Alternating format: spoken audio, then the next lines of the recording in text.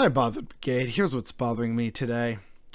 Anyone else feel like we are very much in the midst of some kind of conspiracy to ruin the marginal parties in Canadian democracy, the ones that actually seem to care about progressive values and the environment and climate change? We've already talked at length about how the Liberals are terrible. No need to talk about the Conservatives that much because they just put their foot in it every goddamn day. But, with everything that happened with the Green Party and Annemie Paul, and now we're going to talk a bit about the kind of simmering chaos that is happening in the NDP party base. So the NDP, both like as a federal party, but also as the British Columbia provincial party, have been in the news a lot lately, notably for the BC NDP being absolutely terrible. This just really shows that, unfortunately, oh, look, if given the chance to govern, will they do really good progressive stuff? Nope, apparently just more of the same, which shows that neoliberalism has just fully corrupted our politics here north of the border. And we're going to come back to that in a second, but I want to focus on, that part of the NDP and just a lot of people, especially people who voted for John Horgan in the BC NDP, feeling extremely disappointed. Meanwhile, federally, Jagmeet Singh and officially the party structure have not condemned the actions of John Horgan and the BC NDP, especially with regards to what's happening with the Wet'suwet'en, which, we've already talked about a fair bit on this channel as well.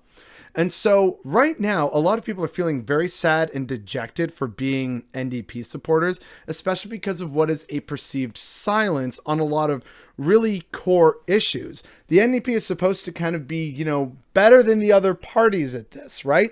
They're supposed to send all these statements of, oh, no, we condemn that. And, if we were in charge, we totally wouldn't do that. And they have a chance again to meaningfully do that here.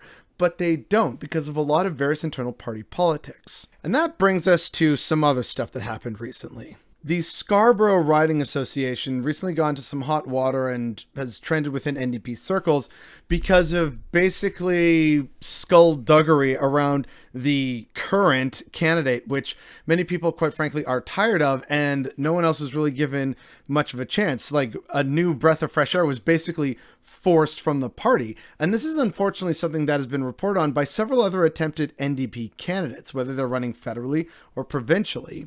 What's also kind of sad is that the whole party apparatus still seems to be an absolute white liberal nightmare in many ways. So this brings us to this massive Twitter thread by Joy Henderson. I will link it down below for everyone's viewing pleasure. It is definitely worth your time. I encourage everyone to read it. And she basically goes into incredible detail about her experience becoming a disaffected NDP voter and why she basically left the party. In fact, that's what's been happening lately. A lot of people have been very publicly and vocally quitting the NDP over these various factors, from Ontario to BC and all the way up to the top of the federal party structure. And a lot of what Joy shares in that Twitter thread kind of just says what a lot of people have been feeling and reporting on. And it's so sad because you would think that a party that literally started out being socialist and progressive would have figured this out and tried not to be just like the other parties. But it's so clear that internally it really strives to do that. And that's why the party still struggles in a great many respects across the country. And this is resulting in what effectively amounts to a brain and energy drain within the party. Lots of people who, young voters, young first-time voters who were excited, and then they finally get into politics, or they're trying to get into politics, and they find it's just terrible. And so that energy and that zeal, that determination, that bright spark of hope for the future is being removed before it can even have a chance to shine. And hell, I'll be open about it. I don't like seeing this because, for the most part, I am an NDP supporter.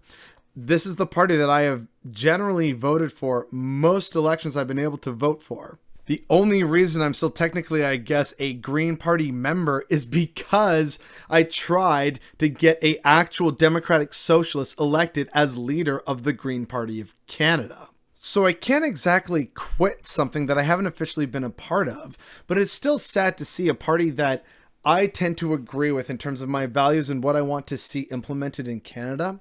And yet when given the chance in terms of BC and also to kind of walk the walk internally, it seems they often fail. And that's really sad to see. But unfortunately, it's not surprising. That is the state of politics in Canada and, quite frankly, much of the West. That is the damage that neoliberalism has done. It has corrupted even what are supposed to be the more idealistic parties in our society.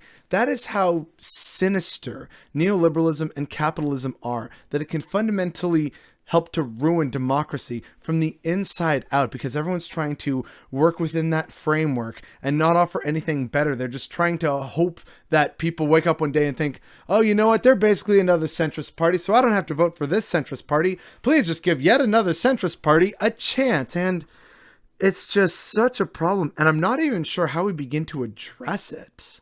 All I do know is that losing some of your very best, as they wanted what's best for the party and for their communities and for Canadians, losing them is a really bad sign. And I don't think a lot of people in the NDP, like in the actual official party structure, realize this. And that's not going to spell success anytime soon. And as someone who, again, tends to agree with a lot of those progressive values, that's what's bothering me today.